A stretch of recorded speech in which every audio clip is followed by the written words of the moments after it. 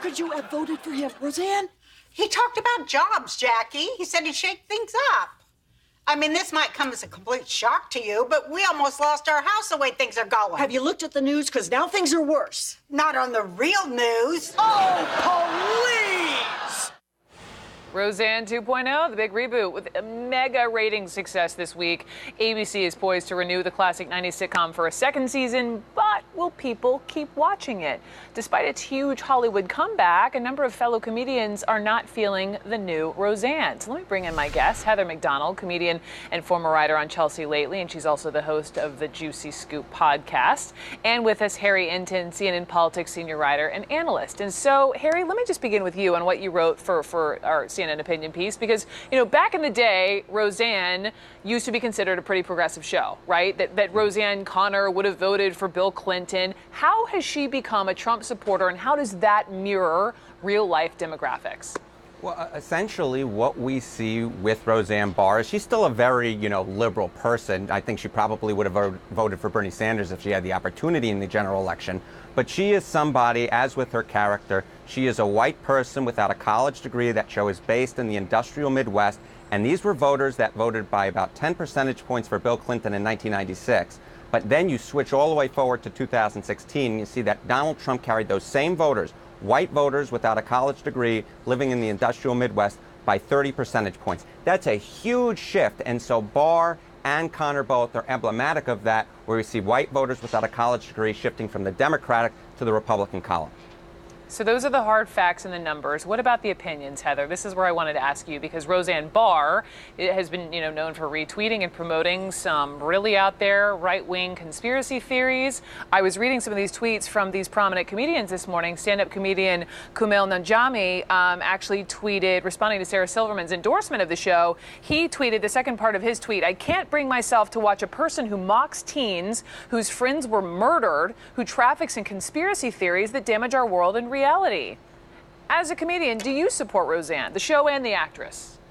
I totally support the show. It's a great show. I have female friends that are writing on it that they wrote a show that reflected where the Connors might be today.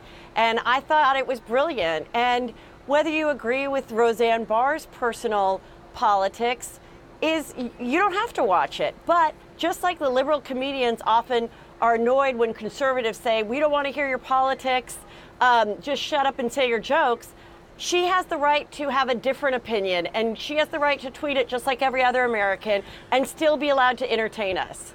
I think it's important too, even on the show and in real life, right? She's this Trump supporter, but on the show, you have DJ's in this interracial relationship. Darlene has a gender-fluid kid. Jackie's a Hillary supporter turned Jill Stein voter. I mean, is it fair to characterize these 18 million voters as supporters of Trump?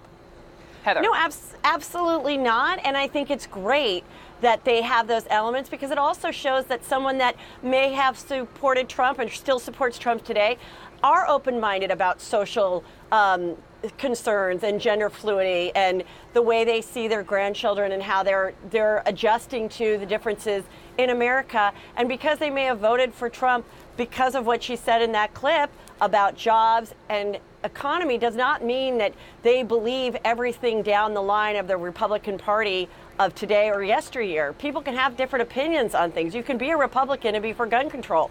I think it reflects that in the show, and I like that. What about the president, Harry, to you? We know about the phone call. He's all about TV stars and ratings, and both of which was the show. And he called her up and congratulated her, and he's also taking credit for the show's success so far. Do you think he deserves it? He does not need... This is for Harry. Sorry. No, I mean, look, Donald Trump will claim credit for anything. I think Roseanne Barr is a gifted comedian, and people tuned into that show for the same reason that they tuned in the 1990s, and it's a funny show. I mean, obviously the Trump angle has something to do with it, and I think that's why it was so successful. But at the end of the day, it's Roseanne Barr and it's the writers on that staff that were able to put on a successful program, and that's why people tuned in and why the show has been perhaps renewed for a second season. Same question, Heather. Yeah, Does he get credit? He doesn't get credit, but you can't blame him for being a little excited that one show put him in a somewhat positive light. in the last year and a half. I mean, nothing else has. So let him enjoy Roseanne with the 18 million people.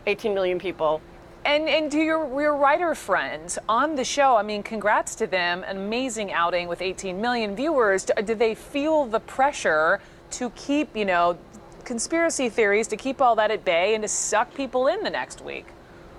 I'm sure, like anybody, they would probably wish that she, just like Donald Trump, might control her more controversial tweets. But as far as writing the show, I think they were very smart to reflect this part of America within the family, and also include a part of America that maybe feels there aren't any shows that reflect them on TV right now, and they're going to watch this one. So I think it was absolutely genius. Heather and Harry, thank you.